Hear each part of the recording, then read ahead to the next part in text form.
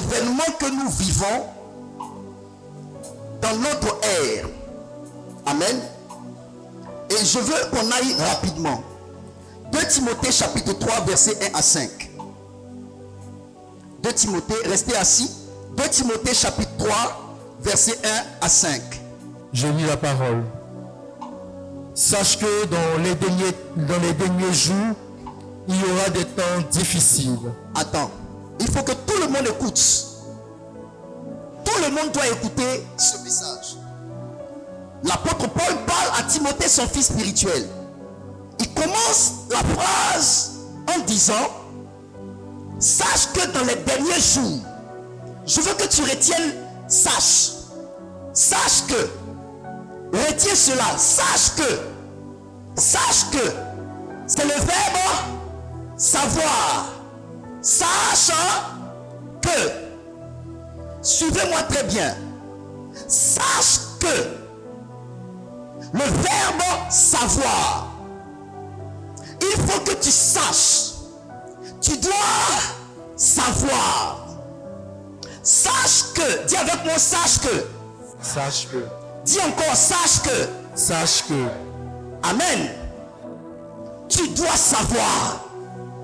Sache que, allons-y mon fils. Sache que dans les derniers jours, il y aura des temps difficiles. Il y aura des temps difficiles. Car les hommes seront égoïstes. Car les hommes seront égoïstes. Amis de l'argent. Amis de l'argent. Fanfarons. Hautains. Blasphémateurs. Rebelles à leurs parents. Ingrats. Irréligieux. Insensibles. Déloyaux. Calomniateurs. Intempérants. Cruels. Ennemis des gens de bien. Traîtres. Emportés. Enflés d'orgueil. Aimant le plaisir plus que Dieu. Ayant l'apparence de la piété. Mais régnant ce qui en fait la force. Éloigne-toi de ces hommes-là.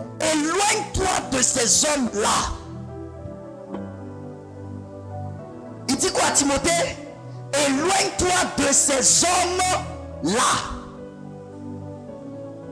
On peut avancer. La réalité actuelle est telle que nous ne pouvons pas vivre dans l'ignorance. Nous ne devons pas vivre dans l'ignorance. Les choses qui se passent autour de nous sont telles que nous ne devons pas vivre dans l'ignorance.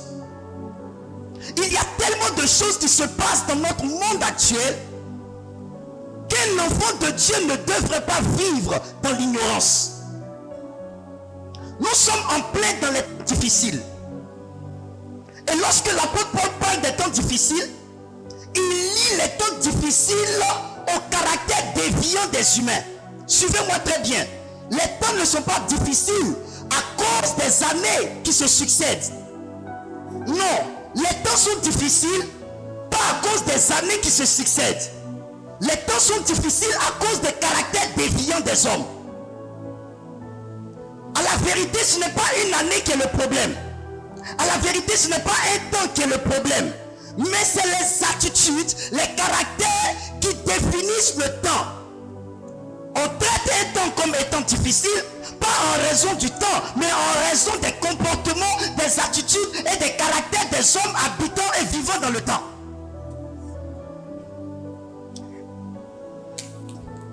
Dis avec moi, come on. Est-ce qu'on peut avancer? 2023 n'est pas une année difficile. 2024 n'est pas une année difficile. Seulement, ce qui rend l'année 2024 difficile, l'année 2023, 22, 21 difficile, ce n'est pas l'année. Une année est comme des pages vierges d'un cahier. Ce sont les hommes, leurs attitudes, leurs comportements, leurs caractères qui définissent le temps. Sache que dans les derniers temps, dans les derniers jours, il y aura des temps difficiles. Les temps ne sont pas les raisons des difficultés. Les temps ne sont pas les raisons des difficultés. Mais les caractères déviants, égoïstes, ingrats, irréligieux, aimant le plaisir plus que Dieu, tout ce qu'on a cité là, ce sont des caractères. Ce sont des caractères. C'est pour cela que je vous dis, le temps n'a rien à voir avec ce que nous vivons. Ce sont nos caractères, nos comportements. 2 chrétiens, 3 chrétiens vont se mettre ensemble pour faire une affaire. L'affaire est une bonne affaire. Mais il y a un chrétien parmi eux, parce qu'il a en lui l'esprit de s'endetter, il va prendre l'argent du business et renverser toute l'affaire. Finalement, l'autre qui a investi, ou les hommes qui sont mis ensemble vont se dire, je ne peux plus traiter affaire avec les chrétiens. Les chrétiens sont mauvais. Ce n'est pas l'affaire qui est le problème. Ce n'est pas qu'on n'a pas pensé à un système qui fonctionne, qui tourne, qui marche et qui génère des ressources financières. Mais le problème ici, c'est un caractère déviant, un voleur, un homme qui ne sait pas planifier, un homme qui ne sait pas gérer ses ressources, un homme qui ne sait pas se contenter de ce qu'il a, qui pense pour lui, qui dépense tout et qui prend ce qui concerne l'entreprise et qui dépense encore. Le problème n'est pas le temps. Le problème, c'est les comportements. Le problème, ce n'est pas la saison. Le problème, c'est les comportements. Tu vas prendre quelqu'un que tu vas aider. Il va devenir quelqu'un. Au lieu d'être gentil envers toi, reconnaissant, il va aller raconter que tu n'as rien fait pour lui. C'est ça qui rend la vie difficile. Les comportements. Donc, à la vérité, le temps n'a rien à voir avec les difficultés que nous vivons. Les difficultés que nous vivons sont les filles des attitudes déviantes, des caractères déviants. C'est pourquoi je vous dis, il est plus que temps d'avoir des valeurs. Il est plus que temps que les chrétiens aient des valeurs. Le Dieu qui a commencé à marcher avec le premier homme sur la terre est un Dieu qui s'est révélé comme étant un Dieu ayant des principes. Tu peux manger de tout, mais ça tu ne touches pas. Principe. Un enfant de Dieu qui n'a pas de principe est un enfant de Dieu qui emmène le temps à être difficile. Un enfant de Dieu qui n'a pas de valeur est un enfant de Dieu qui fait que l'on traite le temps comme étant un temps difficile. L'église n'est pas un problème. C'est ceux qui sont la tête de l'église, qui dirigent l'église, qui ont un filet comportement, qui ont de filets caractère. C'est eux qui ont amené les gens à dire que l'église n'est pas une bonne chose. L'église est neutre. L'église prend la couleur de celui qui la dirige. Un instrumentiste qui joue, il n'y a aucun mal à ça. Mais un instrumentiste qui joue, mais qui n'est pas honnête, qui donne des rendez-vous qui ne respecte pas, comme dans le temps, on avait un instrumentiste qui nous dit je viens, mais qui ne vient pas. On va faire un programme, on n'a pas d'instrumentiste. Le problème, ce n'est pas le talent. Le problème, c'est le caractère de la personne qui a le talent. Le mariage n'a aucun problème. Mariage. Le mariage n'est pas diabolique. Mais parmi les deux personnes qui sont mariées, s'il y a une personne qui n'est pas sérieuse dans le mariage, on dira que le mariage là, c'est mauvais. Donc à la vérité, il n'y a rien de mauvais. C'est les caractères déviants qui font que les choses sont difficiles. Là où on aurait pu avoir beaucoup d'argent, on ressort avec rien à cause des caractères déviants. À cause des caractères déviants. Là où on aurait pu s'en sortir, on ressort avec des larmes aux yeux à cause des caractères déviants. L'apôtre Paul n'a pas dit que le temps est la cause des difficultés. Il dit c'est les caractères déviants. Retenez ça. Ce sont nos caractères déviants qui rendent la vie difficile. On peut avancer? Est-ce que tu as bien compris ça? L'apôtre Paul commence sa phrase en disant sache que Le verbe savoir est un verbe lumière. Écrivez. Le verbe savoir est un verbe lumière. Parce que là où tu ne sais pas, c'est là où tu ignores.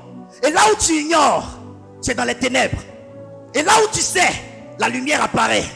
Quand il dit sache que, il est en train de dire, je vais te donner la bonne définition du verbe savoir. L'ère dans laquelle nous sommes, vous ne pouvez pas devenir quelqu'un. Vous ne pouvez pas réussir. Vous ne pouvez pas vous réaliser si vous ne savez pas apprécier le verbe savoir. Dans le verbe savoir, il y a le verbe avoir. Celui qui sait a. Ça veut dire, celui qui n'a pas ne sait pas. Ou bien, ce que tu as est en fonction de ce que tu sais.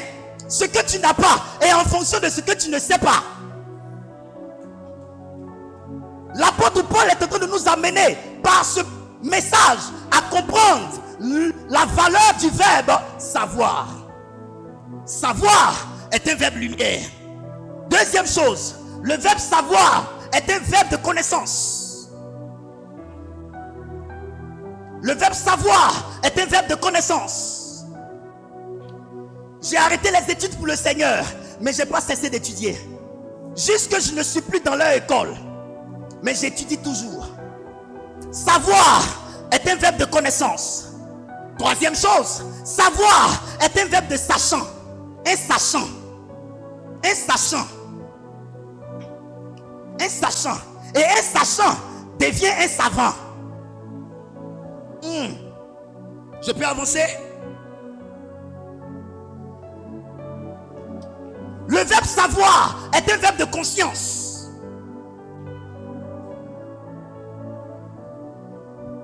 Amen. Est un verbe de conscience. Parce que quand tu sais, tu prends conscience. Quand tu ne sais pas, tu ne prends pas conscience. Mais quand tu as su, tu prends conscience. Et j'aimerais te dire, un homme conscient est un homme qui a une pleine et claire connaissance. Écrit, un homme conscient est un homme qui a une pleine et claire connaissance de ce qu'il fait. Un homme conscient est un homme qui a une pleine et claire connaissance de ce qu'il fait ou éprouve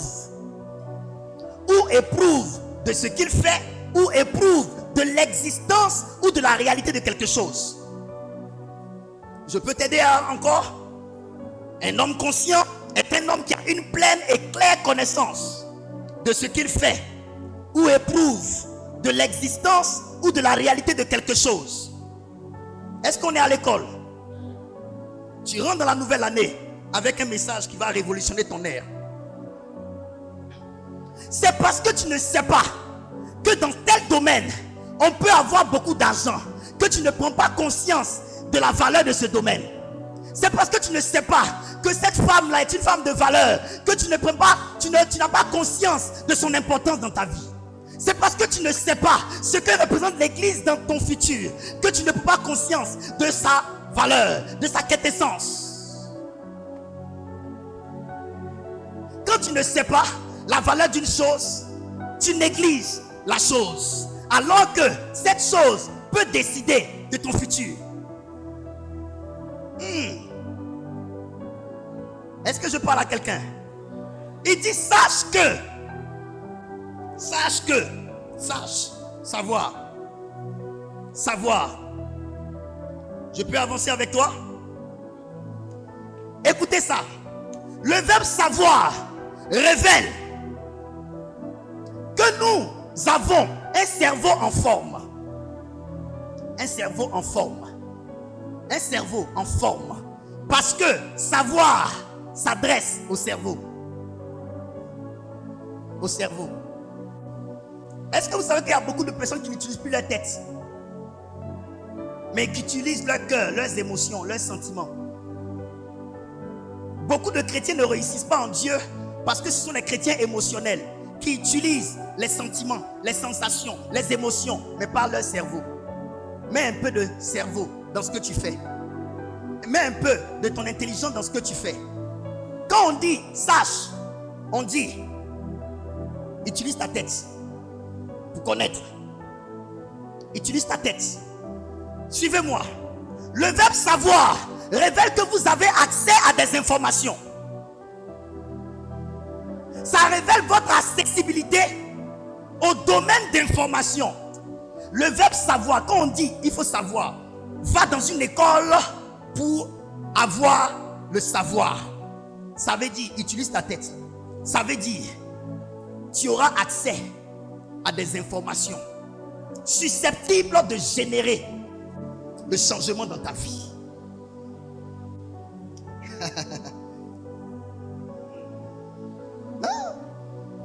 Donnez-moi un amen pour que je sache que vous êtes là. Écris ceci. C'est ce que tu sais, que tu crois. C'est ce que tu sais, que tu crois, qui détermine ta conduite, tes actes et tes choix. Tu peux savoir quelque chose, mais tant que tu ne crois pas en la chose, ça ne va pas influencer ta conduite, tes actions et tes choix. On te dit par exemple, si tu vas voir tel médecin, tu auras solution à ton mal. Tu as eu l'information, n'est-ce pas? Mais si tu ne crois pas en ça, tu ne vas pas aller vers lui. Donc, le savoir ne sert à rien si on n'attache pas au savoir la foi. Même ce que tu sais, si c'est une bonne information, tant que tu ne crois pas en ça, ça ne te donnera pas une ligne de conduite. Les gens ont dit à certaines personnes, allons voir le prophète Franck Romaric. Il peut résoudre cette situation. Ils n'ont tellement pas cru en moi qu'ils ne sont pas venus. Mais ceux qui ont cru qu'ils sont venus ont eu la solution. Donc, tant que tu ne crois pas à une bonne information, même si elle peut changer ta vie, elle ne pourra rien faire. Donc, vous ne pouvez pas seulement savoir. Ajoutez au savoir votre foi. Est-ce que vous comprenez ce que je dis? 2024, cette année-là, tu n'auras rien si tu ne te mets pas à la recherche des bonnes informations qui génèrent des gains. Ce sont les informations que tu auras à ta disposition qui vont changer tes conditions. C'est pourquoi n'entre pas dans cette nouvelle année sans ton cerveau. Mets un peu de ton intelligence, mets un peu de ton savoir, mets un peu de ta tête dans ce qui va se faire. Tu veux gagner de l'argent? Mets un peu de ton cerveau. Tu veux entamer une nouvelle relation avec une femme, un homme? Mets un peu de ton intelligence. Demande conseil. Prends des informations sur le domaine dans lequel tu veux t'engager. Forme-toi, informe-toi et engage-toi. Je suis venu vous dire que nous sommes dans les temps de la fin. Et les défauts, les caractères déviants dont a parlé l'apôtre Paul révèlent que dans ce temps-ci, nous sommes pour la plupart influencés par un esprit déviant. Je peux avancer?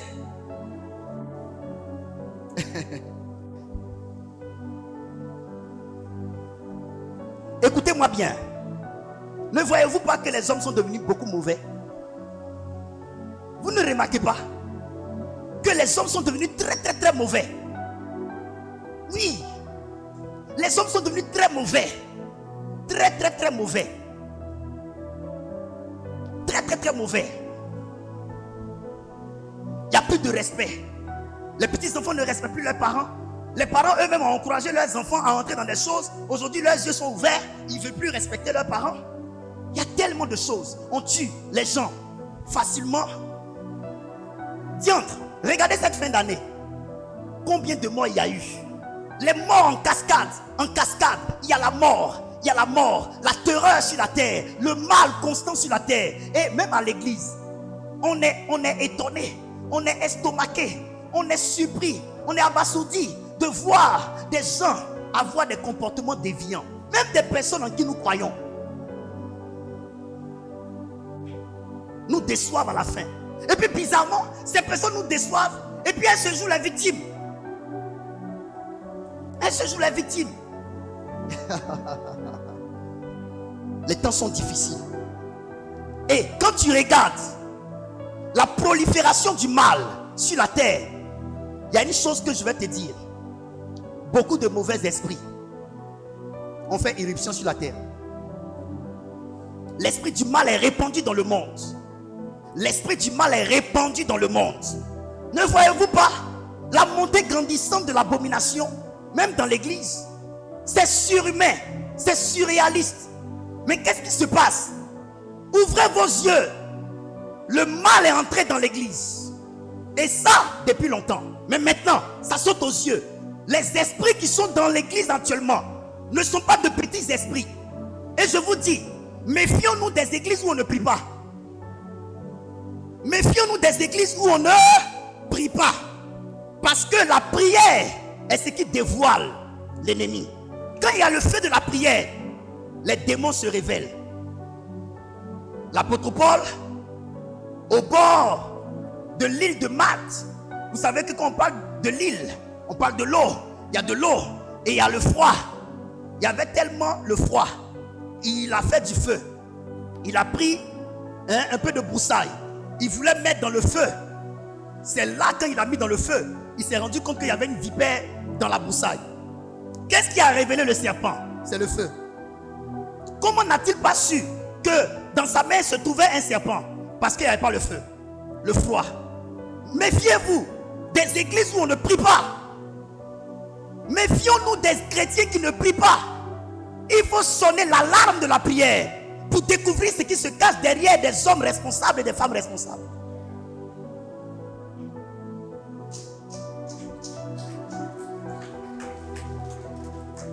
Amen. Qu'est-ce que je veux dire? Notre monde est assailli par les esprits mauvais de taille.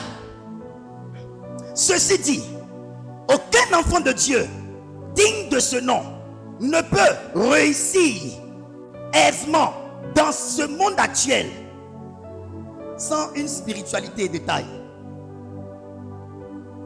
Vous ne pouvez pas réussir réellement votre vie si vous ne baptisez pas avec la vraie spiritualité. Qu'est-ce que je veux dire? La spiritualité fainéante qui consiste juste à aller à l'église ne peut pas vous aider. La spiritualité fainéante qui consiste juste à aller à l'église, faire sa messe, faire son culte, faire son offrande, 500, 1000 francs et sortir, ça ne peut pas vous aider. Deuxième chose, la spiritualité qui consiste à faire semblant d'être un véritable chrétien alors qu'au fond on ne l'est pas, ça ne peut pas t'aider. Ce monde dans lequel nous sommes, les enjeux sont tels que si tu n'es pas sincère dans ta spiritualité, tu vas cogner. Tu vas cogner quelqu'un. Mais c'est toi qui vas tomber. Cette spiritualité qui consiste à écouter seulement la parole et à ne pas la mettre en pratique ne peut pas aider le chrétien.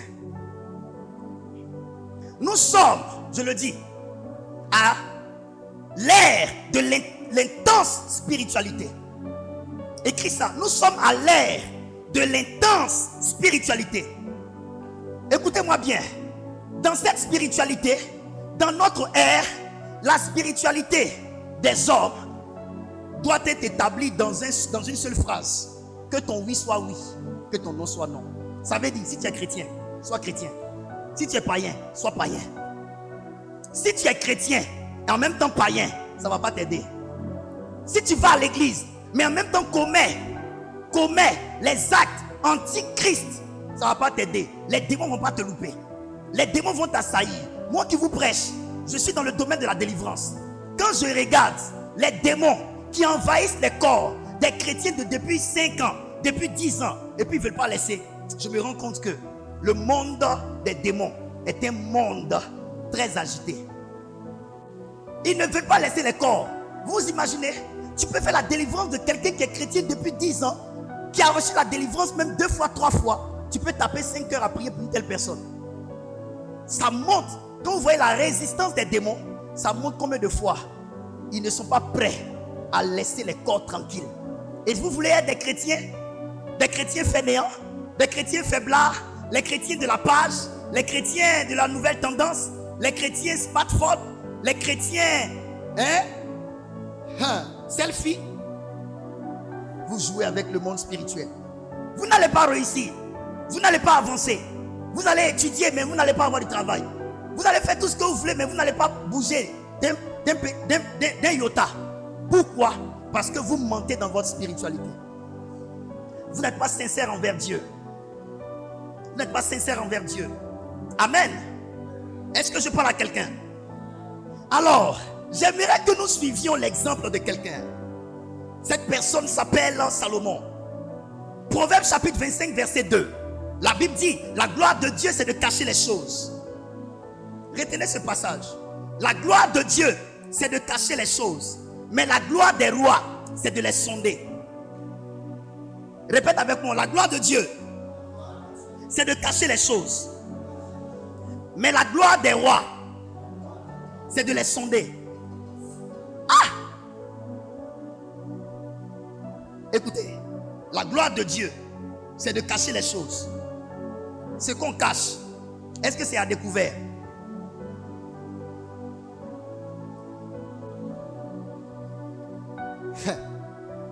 Quand la Bible dit la gloire de Dieu c'est de cacher les choses, ça veut dire, si toi tu es enfant de Dieu, que tu veux trouver les choses de Dieu, tu dois chercher en profondeur, parce qu'il l'a caché. Tu ne vois pas que pour avoir le travail que tu cherches là, tu dures? Quand on a caché quelque chose, on dure avant de trouver, vrai ou faux? Est-ce que je parle à quelqu'un? Ouvre ton esprit, hein? Les gens qui veulent avoir ça tout près, Dieu lui-même dit, sa gloire c'est de les cacher. Donc on est dans une spiritualité où les choses auxquelles vous aspirez sont cachées. Ça veut dire, vous ne pouvez pas baptiser avec la spiritualité superficielle pour trouver les choses que vous désirez. Votre spiritualité ne doit pas être une spiritualité superficielle. Votre spiritualité doit être une spiritualité profonde. C'est pourquoi Jésus a dit à Pierre, avance en pleine eau. Rajoute jeûne à ta conversion. Rajoute les dîmes à ta conversion. Rajoute les offrandes à ta conversion. Rajoute les valeurs, l'honnêteté, le sérieux, la vérité, la probité. Rajoute à ta conversion. Chrétien, mais tu mens, tu ne peux pas réussir. Chrétien, mais tu voles, tu ne peux pas réussir. Chrétien, fanfaron, tu ne peux pas réussir. Chrétien, vantard, tu ne peux pas réussir. Ça, c'est une spiritualité superficielle. Parce qu'à la vérité, toutes ces choses que je cite sont des comportements déviants dont a parlé Paul, qui fait que Paul dit, les temps seront difficiles. Donc, si tu es ingrat, les temps sont difficiles pour toi à cause de ton ingratitude.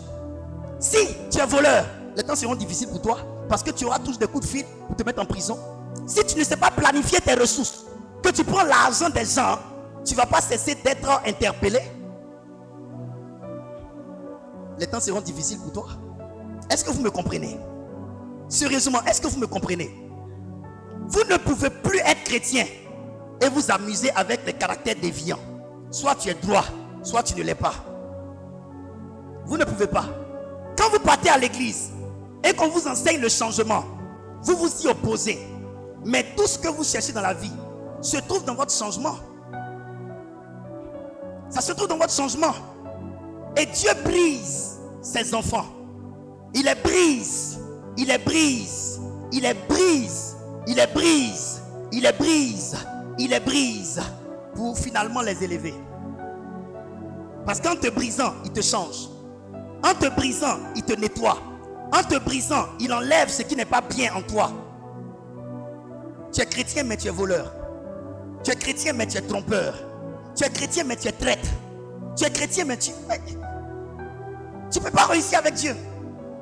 Et tous ceux qui ont des problèmes, pour la plupart sont des personnes qui ont des comportements déviants. Je vous assure. Écoutez, hein, tu peux ne pas avoir beaucoup. Juste avoir le peu que tu as et ne pas être embêté dans la vie. Si tu sais te contenter de ce que tu as, que tu ne vas pas emprunter ce qui est à autrui, tu ne seras pas embêté. Tu as tes 50 000 par mois. Tu fais tout pour vivre avec tes 50 000. Quelqu'un viendra te dire que tu as pris mon argent. Mais tu auras des problèmes lorsque tu vas vouloir vivre au-delà de tes 50 000. Tu vas l'acheter chaussures qui dépassent ton salaire. Tu vas l'acheter habits qui dépassent ton salaire. Tu seras obligé d'aller tromper quelqu'un pour prendre son argent. Demain, il va découvrir, il va t'envoyer une amende. Tu n'es pas dans les temps difficiles. Attends que le manguier donne de son fruit avant de manger la mangue. Ne casse pas l'arbre pour faire cuidant, parce que tu as envie de manger le fruit.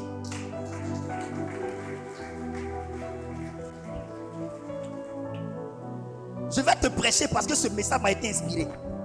La gloire de Dieu, c'est de cacher les choses. Ça veut dire, nous sommes dans un monde où, pour que vous puissiez trouver ce que vous cherchez, il faut que vous creusiez longtemps. Aujourd'hui, tu n'étudies pas beaucoup, tu ne peux pas réussir. Aujourd'hui, tu ne te fais pas ami des gens qui ont réussi, ils ne vont pas t'aider. Aujourd'hui, tu ne peux pas. Si tu te fâches vite, que tu brises tes relations parce que tu es colérique, tu vas rester là seul. Tu es obligé de dompter la colère pour que quelqu'un dise j'ai fait tout ça mais il ne s'est pas fâché. Je vais t'aider. Il te faut être fort pour réussir aujourd'hui. Parce que les choses que tu cherches là, Dieu lui-même te dit, sa gloire est dans le fait de les cacher. Dieu les cache. Il les cache. Tu vas chercher longtemps. Tu vas étudier longtemps. Tu vas te comporter en bien longtemps avant de pouvoir percer. On ne réussit pas facilement. Dieu cache des choses. Maintenant, il y a une autre vérité. Le Seigneur dit la gloire des rois. Il n'a pas dit la gloire des hommes. Il dit la gloire des rois, c'est de les sonder. Ça veut dire deux choses. Sonder, c'est à part. Mais ceux qui sondent, ce sont les rois. Donc, si tu n'as pas l'identité de roi, tu ne peux pas sonder. C'est le roi qui sonde. Donc, il faut d'abord être un roi. D'abord. Et puis maintenant, sonder. Alors que vous savez très bien, dans le domaine de royauté, un enfant qui doit accéder à la royauté, on lui enseigne déjà étant prince comment le roi se tient. Écoutez, la formation d'un prince qui doit devenir roi est une formation de vertu. Comment se tenir, comment manger à table, une éducation rigoureuse. Aujourd'hui, il y a des gens qui ont perdu leur destinée parce qu'ils ne savent pas manger à table. On est dans un monde où, si tu veux devenir roi, il faut que tu apprennes l'attitude de roi. Quand tu es devant une grande personne, tu ne lui tends pas la main en premier. Tu salues la grande personne. Si elle te tend la main, tu tends la main. Éducation. Beaucoup de chrétiens ne savent pas faire ça. Tu te rends chez quelqu'un, tu attends que la personne te propose à t'asseoir avant de poser tes fesses sur ses chaises. Éducation. Bon sens. Beaucoup de chrétiens ne savent pas faire ça. On est impoli partout. On ne sait pas préserver les relations. Comment tu vas réussir? Il faut être un roi. Et il faut sonder. Sonder, c'est la part des rois. Sonder, c'est pour ceux qui ont un cerveau, qui analysent, qui réfléchissent, qui étudient, qui cherchent. Donc sonder, ce n'est pas pour des personnes qui n'ont pas de cerveau. Maintenant je te dis, Dieu dit cache sa gloire c'est de cacher les choses. Maintenant il te dit, la gloire du roi c'est de les sonder. Il y a une chose que je vais vous dire. Même si ton père t'a pas aidé à aller à l'école, ta mère t'a pas aidé à aller à l'école, aujourd'hui tu as grandi, tu connais l'importance de l'école, pourquoi tu n'étudies pas? Qui a regardé Rosa la sauvageonne? Les filles, les garçons aussi. Ah oui, moi j'ai regardé Rosa la sauvageonne. C'était une jeune fille qui n'avait pas eu certaines grâces. Mais un homme d'une bonne famille l'a aimé. On lui a proposé de se mettre à niveau. Dis avec moi, à niveau. Chers enfants de Dieu, mettez-vous à niveau. Vous n'avez pas eu certaines chances dans la vie, mais donnez-vous à vous-même ces chances-là aujourd'hui. Acceptez de vous mettre à niveau. Vous avez un père spirituel qui s'habille bien, un père spirituel qui prêche bien, un père spirituel qui étudie, un père spirituel qui... Je t'apprends comment t'habiller pour séduire les gens du monde de la bonne des manières. Je viens toujours à l'église avec des parfums. Je fais exprès souvent pour pomper devant vous, pour vous amener à comprendre la valeur de sentir bon. Parce qu'on vous accepte aussi en fonction de l'odeur que vous dégagez. La Bible dit le travail de l'insensé le fatigue parce qu'il ne connaît pas le chemin de la ville.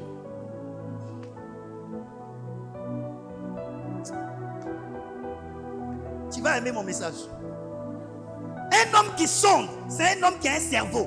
Parce que sonder, c'est un verbe d'étude. Sonder est un verbe d'examen qui examine, qui réfléchit sur les choses, qui examine profondément. En la vérité, sonder est un verbe spirituel. Le verbe sonder transcende le physique. entre dans la spiritualité parce que sonder, c'est méditer. Alors que dans la méditation, on élève notre esprit. Et quand on élève notre esprit, on parle de lévitation. Et quand on parle de lévitation, on dit que vous êtes des lévites. Et les lévites sont les consacrés à Dieu.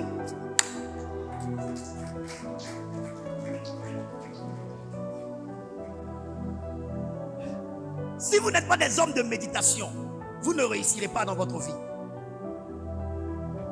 Tous les grands hommes dans le monde, même si ils ne sont pas dans une spiritualité, mais ils sont dans leur maison, quand ils ont l'argent, ils construisent dans leur maison une salle où ils rentrent pour réfléchir.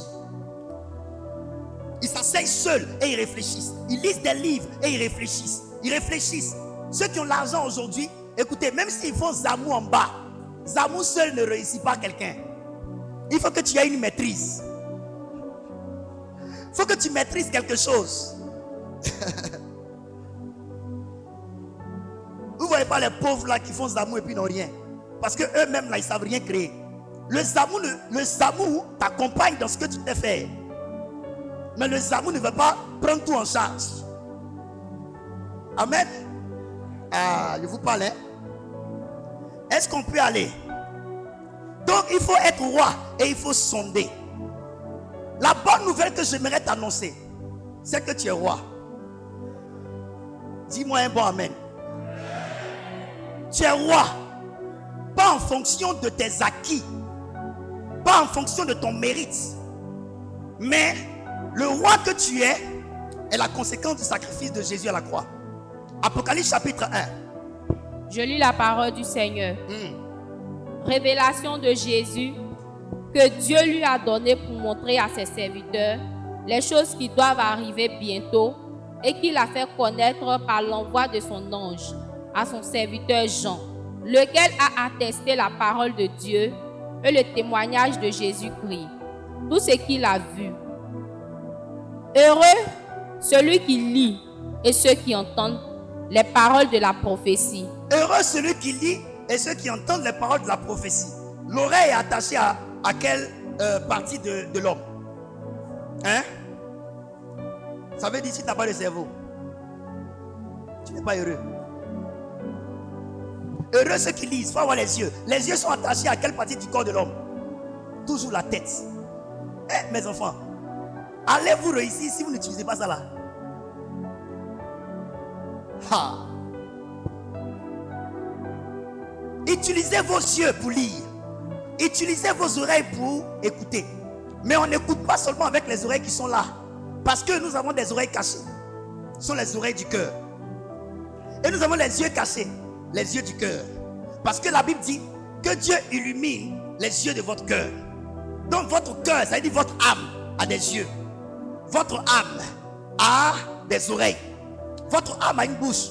Et c'est justement parce que votre âme a une bouche que votre corps a une bouche pour laisser s'exprimer la bouche de votre âme étant dans votre corps.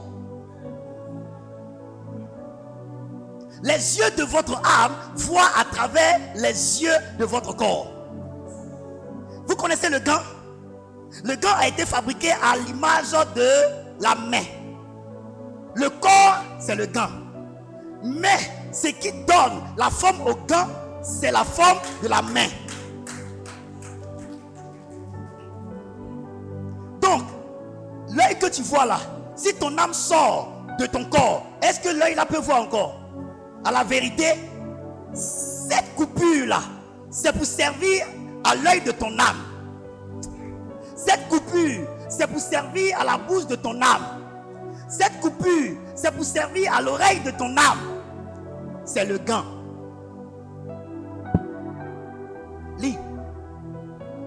Heureux celui qui lit et ceux qui entendent les paroles de la prophétie et qui gardent les choses qui y sont écrites. Et qui gardent les choses qui y sont écrites. Savoir garder. Savoir garder. Des personnes qui n'oublient pas. Des personnes qui savent garder. À la vérité, toutes les personnes fauchées sont des personnes qui ne savent pas garder. Fin d'année là, les personnes fauchées sont des personnes qui n'ont pas su garder depuis le début de l'année. Vous vous contentez seulement que de votre salaire de ce mois, alors que vous auriez pu commencer depuis janvier à garder un peu d'argent et vous retrouver en décembre là avec une économie. Gardez. Quand les gens disent je n'ai rien, je vous dis ils dépensent. Les gens qui disent je n'ai rien, ils dépensent. Les gens qui disent je n'ai rien, la plupart du temps ne savent pas garder.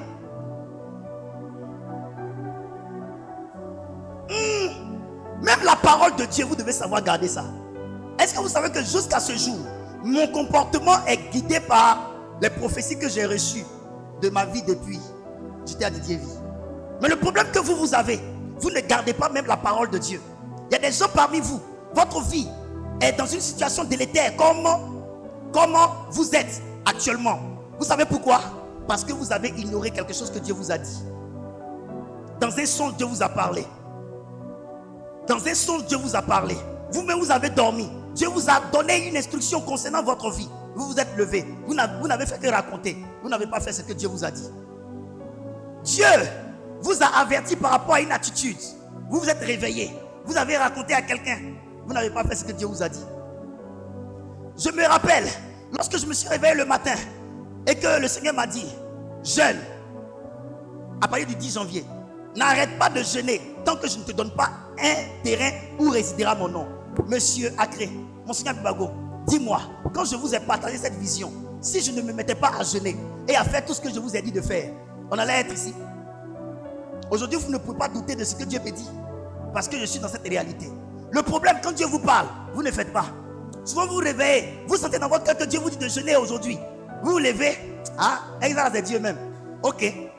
Comme tu doutes de Dieu, demain, lorsque ta vie ne va pas aller, il faut douter de toi-même.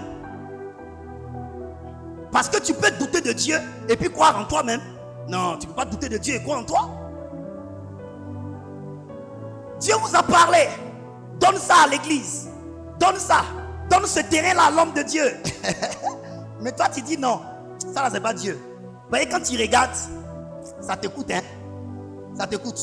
Et puis, vous qui avez fait des vœux à Dieu, Dieu a fait sa part. Et puis, vous n'avez pas rempli votre part. Dieu vous attend. Ah oui. Écoutez, c'est tout ça qui fait que notre vie est bloquée. Quand le Seigneur m'a demandé de jeûner les 3 mois, l'année passée, puisqu'on est en 2024, je vous ai dit que ce n'est pas à cause de la consécration. Mais le Seigneur veut que je jeûne. J'ai jeûné. Mais est-ce que vous savez pourquoi Dieu m'a demandé de jeûner? C'est maintenant que j'ai su. Il y a quelque chose que vous savez que je poursuis depuis. Et Dieu a envoyé un prophète sur mon chemin. Et ces choses-là sont en train de s'accomplir. C'était pour ça. Mais c'est 2 mois après. Il est fini en octobre. Octobre, novembre, décembre. C'est dans décembre que ce pourquoi Dieu a voulu que je jeûne s'est accompli. Donc, quand vous ne croyez pas en Dieu, vous ne gardez pas sa parole, vous vivez votre vie, mais en marge de la bénédiction de l'Éternel. N'accusez pas Dieu, accusez votre désobéissance. La désobéissance coûte cher. Continue, mon enfant, il y a quelque chose. Jean, aux 7 églises qui sont en Asie, que la grâce et la paix vous soient données de la part de celui qui est, qui était et qui vient, et de la part des 7 esprits qui sont devant son trône, et de la part de Jésus-Christ, le témoin fidèle, le premier-né des morts, le prince des rois de la terre, celui qui nous aime, qui nous a délivrés de nos péchés par son sang, et qui a fait de nous un royaume des sacrificateurs pour Dieu, son Père. Amen. Il a fait de nous un royaume des sacrificateurs pour Dieu, son Père. Jésus a fait donc de nous des rois et des sacrificateurs pour Dieu, son Père. Vous comprenez? Jésus a fait de nous des rois et des sacrificateurs. Vous comprenez cela? Donc tu es roi de par Jésus-Christ. Maintenant, comment le roi se comporte? Puisque la Bible dit, la gloire des rois c'est de son nez. Ce que l'Éternel a caché, n'est-ce pas? Aujourd'hui, je vous dis que vous êtes des rois. Dans la parole de Dieu, je vous ai déjà établi la vérité centrale. Il a fait de nous un royaume de sacrificateurs. Nous sommes à la fois rois et sacrificateurs. Le sacrificateur, c'est le prêtre. Quelqu'un qui connaît le sacrifice. Donc qui sacrifie. Donner n'est pas difficile pour lui. Donner. Écoutez, dans ces périodes, si vous n'aimez pas donner, vous n'êtes pas des sacrificateurs. Si vous discutez encore sur l'affaire de donner la dîme, donner les offrandes, que vous pensez que c'est pour enrichir quelqu'un, vous ne pouvez pas devenir. Depuis que tu gardes pour toi, tu es devenu quoi même? Tu es devenu quoi? Sincèrement, depuis que tu gardes tout pour toi, là, tu es devenu quoi? Tu n'as pas construit immeuble, tu n'as pas acheté voiture, tu n'as rien réalisé vraiment. Dans la parole de Dieu, il y a un roi qui me fascine. Et c'est à cause de ce roi que je suis venu ici. Parce que le Seigneur m'a dit 2024 sera une année d'exposition. Mais l'année d'exposition sera marquée par un fait majeur. Il y aura la prospérité dans la vie des enfants de Dieu. Suivez-moi. Je vous dis, le roi cherche profondément.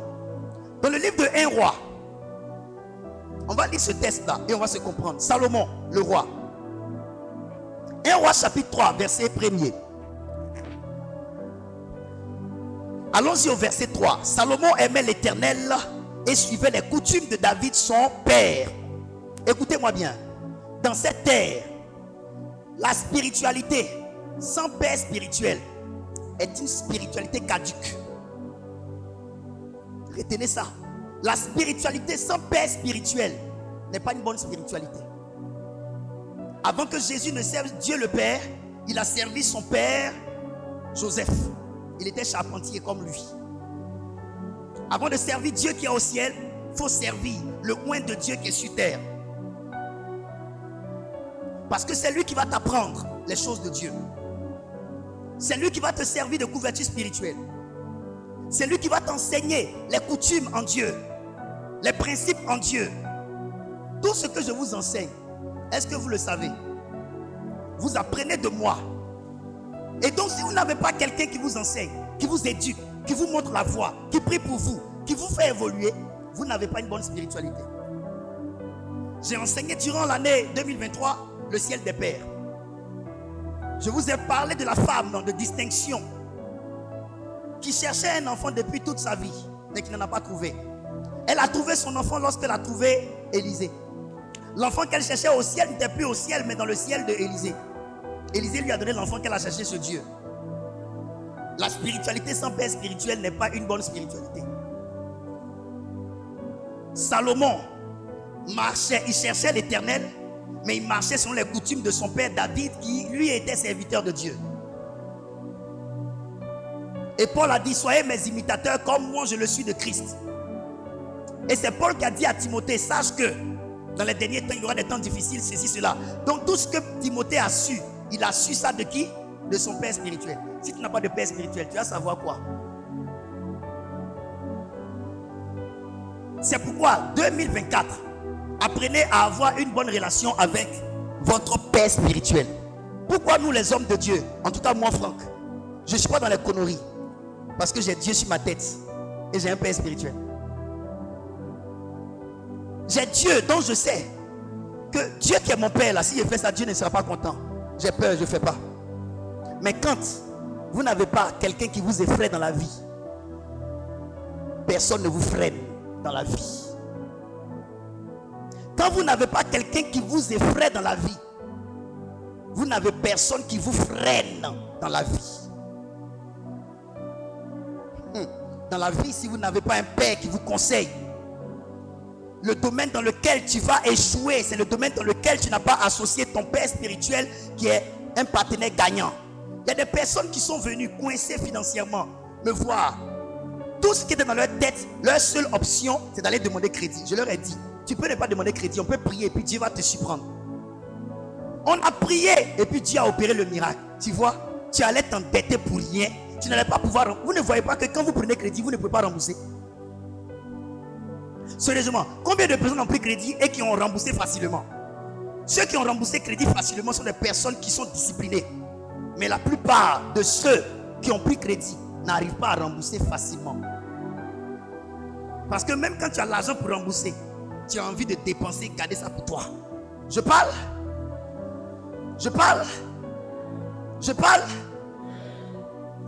Allons-y ma fille, la lecture. Salomon a fait quoi en tant que roi? Salomon aimait l'Éternel et suivait les coutumes de David son père. Seulement c'était sur les hauts lieux qu'il offrait des sacrifices et des parfums. Le roi se rendit à Gabaon pour y sacrifier, car c'était le principal des hauts lieux. Salomon offrit 1000 holocaustes sur l'autel. À Gabaon, l'autel apparut en songe à Salomon pendant la nuit. Attends. Qu'est-ce qui s'est passé? Salomon avait pour habitude d'offrir des sacrifices à l'Éternel. Et il ne s'est pas arrêté au sacrifice qu'il faisait d'ordinaire à Dieu. Il cherchait l'Éternel. Comment cherchait-il l'Éternel? Il cherchait l'Éternel en offrant des sacrifices de taille à l'Éternel. Vous qui cherchez Dieu, mais qui ne voulez pas offrir à l'Éternel, ce n'est pas Dieu que vous cherchez. Dieu se cherche avec des offrandes. Celui qui a la culture de l'offrande a révélé à Dieu qu'il est une offrande. Si tu n'es pas toi-même une offrande, tu ne vas pas avoir donné à Dieu comme culture. C'est pourquoi l'apôtre Paul dit: offrez vos corps à l'Éternel comme des sacrifices vivants. Mais quelqu'un qui offre lui-même son corps comme un sacrifice, c'est-à-dire comme une offrande, c'est ce qui est entre ses mains qui va avoir du mal à donner. Salomon offrait des sacrifices à l'Éternel. Je vous donne mon secret. Ne cherchez pas loin. Commencez à donner à l'Éternel. Ne restez pas dans la logique de je m'en vais, je me dépouille pour aller arranger quelqu'un. Non. Je donnais. Juste quand je dors la nuit, Dieu vient me dire: mon fils, lève-toi, prends ce que tu as là, va donner à tel homme de Dieu et qu'il prie pour toi. Je me lève le matin, je prends, j'obéis. 300 000, 500 000, 1 million. Je m'en vais, je donne. Je me mets à genoux, on prie pour moi. Je rentre sans rien dans ma main. Salomon prend 1000 bêtes. Ça veut dire qu'il a trouvé que ce qu'il faisait d'ordinaire n'était pas assez. Ne t'arrête pas de faire tant que ce que tu fais d'ordinaire ne t'a pas donné ce que tu cherches. Si ce que tu donnes à Dieu ne t'a pas encore donné d'avoir ce que tu cherches en Dieu, continue de faire et fais plus. Ça veut dire ce que tu as l'habitude de faire là. Ce n'est pas le quota exact qu'il faut pour que tu obtiennes. On dit la voiture que tu veux obtenir coûte 10 millions. Mais on te permet de verser un peu. Monsieur Agré, tu as versé 6 millions. Tu peux avoir la voiture? Non, parce que ça n'a pas atteint. Verse jusqu'à atteindre le quota. C'est pourquoi la Bible dit: quand les nuages sont pleins d'eau, il la relâche. Donc tant que le quota de prière, le quota de jeûne, le quota d'offrande n'a pas rempli ton vase, ça ne peut pas déborder.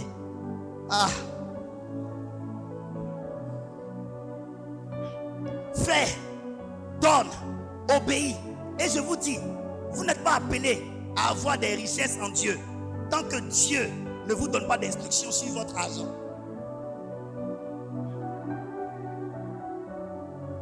Si Dieu ne t'a jamais dit: lève-toi, prends ça, donne, c'est que tu ne peux pas avoir des richesses en Dieu. La seigneurie de Jésus se manifeste dans la vie de quelqu'un en fonction de l'ordre que Jésus donne à la personne. Jésus est le Seigneur de ta vie si tu donnes des ordres. Mais si Jésus ne te donne pas d'ordre sur un domaine de ta vie, il n'est pas Seigneur là-bas. Vous m'appelez Seigneur, Seigneur, mais vous ne faites pas ce que je vous dis de faire. Si Jésus ne te dit rien, tu n'as pas sa seigneurie sur toi. Est-ce que je parle à quelqu'un? Ça sera intéressant tout à l'heure. Et la Bible dit, quand il a offert des holocaustes, la nuit, dis avec moi la nuit, Dieu est venu dans son songe. Qui veut voir Dieu? Qui veut voir Dieu?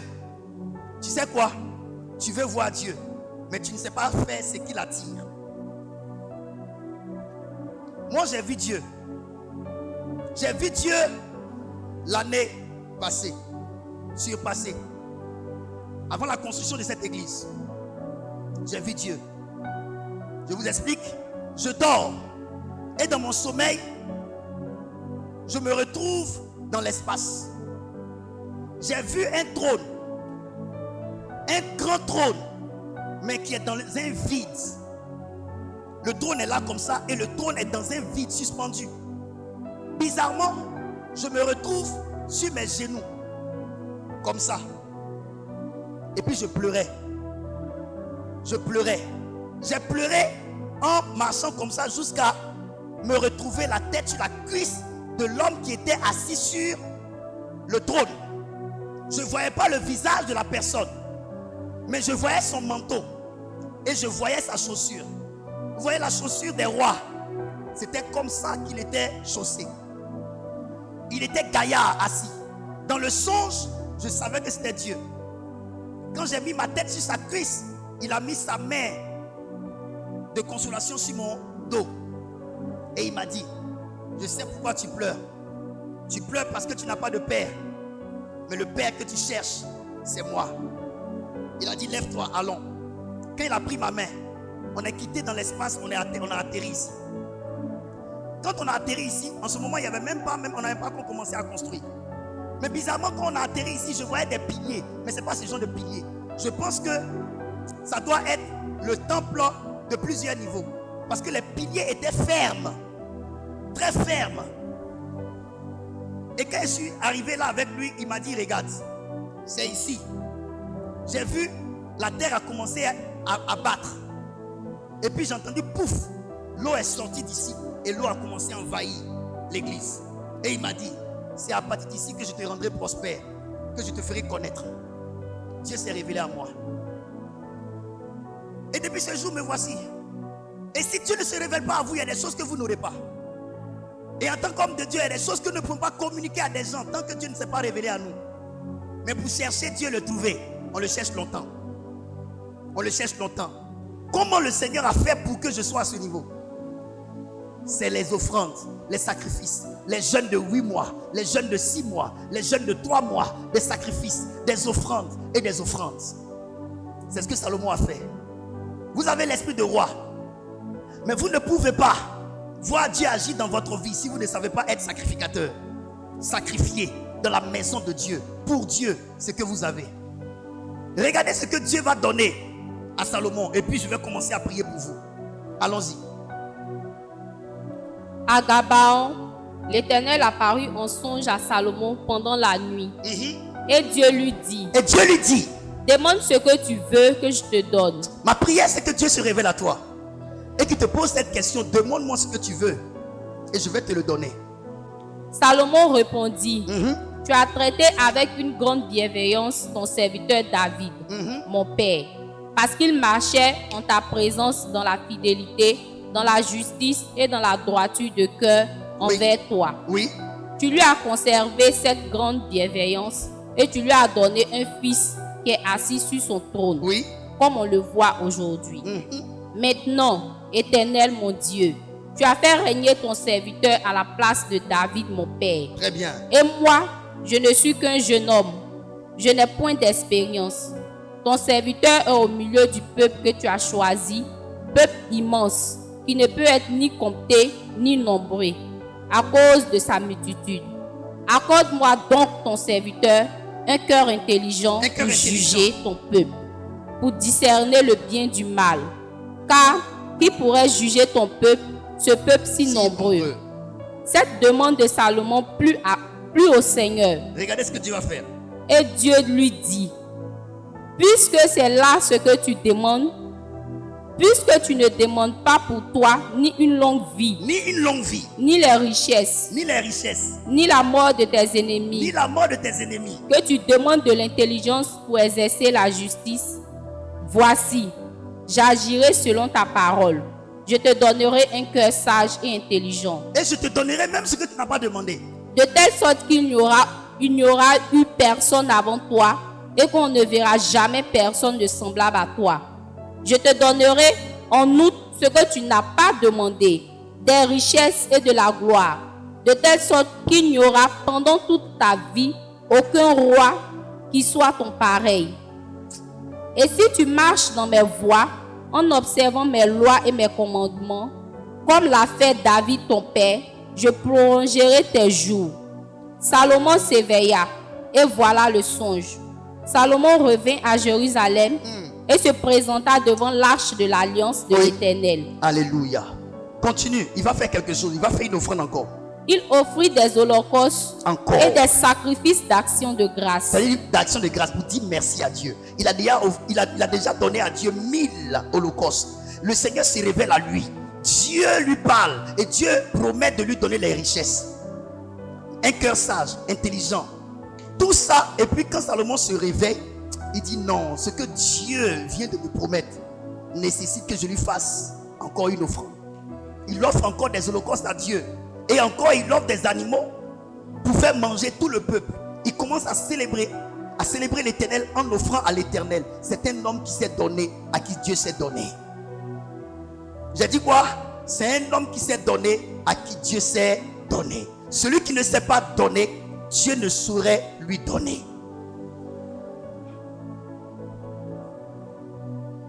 Amen. Ouvrez les yeux et suivez-moi. C'est le temps des transferts de richesses.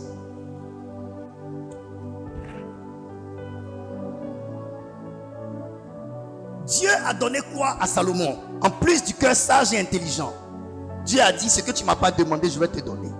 Généralement, les gens qui demandent richesse, Dieu ne leur donne pas. C'est des gens qui demandent la sagesse et l'intelligence, à qui Dieu donne la richesse. Pourquoi? Parce que celui qui n'est pas sage et qui n'est pas intelligent ne saurait faire des richesses.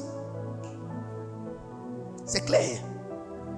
Si tu n'es pas intelligent, tu ne sauras pas faire de richesses. Si tu n'es pas sage, tu ne sauras même pas gérer les richesses. Ces temps-ci, je parle de Drogba Didier. Les Ivoiriens disent souvent que Drogba Didier, sa main est dure. Mais vous êtes intelligent, hein? Allez-y à l'école de Drogba Didier. Vous allez apprendre que Drogba Didier a estimé qu'il est tellement large que si lui-même il gère son argent, il va être fauché. Et donc Drogba Didier a confié la gestion de son argent à quelqu'un qu'on appelle un gestionnaire de fortune.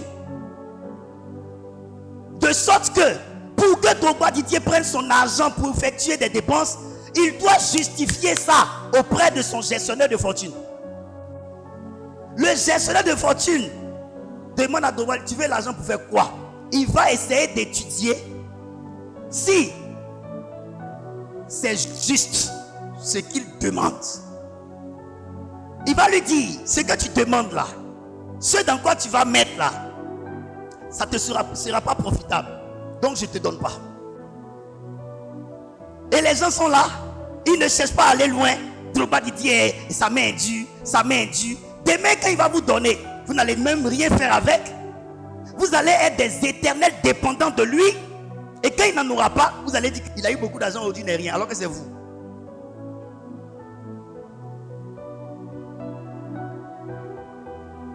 Le grand-papa David Oyedepo a dit: dans une famille africaine, s'il y a 10 enfants et que les 10 sont pauvres, et que parmi les 10, il y a un qui parvient à être riche, il y a toujours 10 pauvres. Parce que les 9 pauvres vont faire couler le seul riche. Vous ne voulez pas qu'on vous donne l'intelligence, le savoir, qu'on vous forme pour savoir vous-même prendre votre autonomie. Vous voulez dépendre des gens. Il a demandé sagesse et intelligence. Dans le livre de Proverbes, la Bible dit que la richesse est la fille de la sagesse. Donc, Dieu ne peut pas empêcher l'homme qu'on appelle Salomon d'avoir des richesses, puisqu'il lui a donné la sagesse et l'intelligence qui ont pour conséquence les richesses. Maintenant, dites-moi, est-ce que richesse a la même définition devant Dieu comme nous on le définit? L'homme qui a demandé, n'était-il pas un roi? Et c'était pas Israël? Quelle richesse le roi Salomon n'avait-il pas? Je peux même aller loin en me disant, Salomon n'a pas osé demander richesse parce que Salomon a estimé qu'il n'avait pas besoin de richesse. Il en avait déjà, alors qu'il avait une mauvaise définition de la richesse. La richesse pour lui, c'était les biens qu'il avait. Mais la richesse, ce n'est pas les biens selon Dieu. Selon Dieu, la richesse, c'est un pouvoir spirituel qui fait que l'argent entend ta voix. Le matériel entend ta voix et est soumis à toi.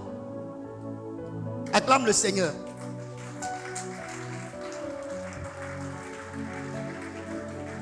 Regardez, la reine de Séba a entendu parler de Salomon. Elle est venue avec toutes ses richesses le rencontrer. Elle a déposé à ses pieds. C'est ça qu'on appelle: tu as les richesses. Ça veut dire Dieu investit le pouvoir de la richesse en toi, de sorte à ce qu'il répande ton nom partout, chez les grands. Et les grands viennent avec leur richesse déposée à tes pieds. Acclame le Seigneur.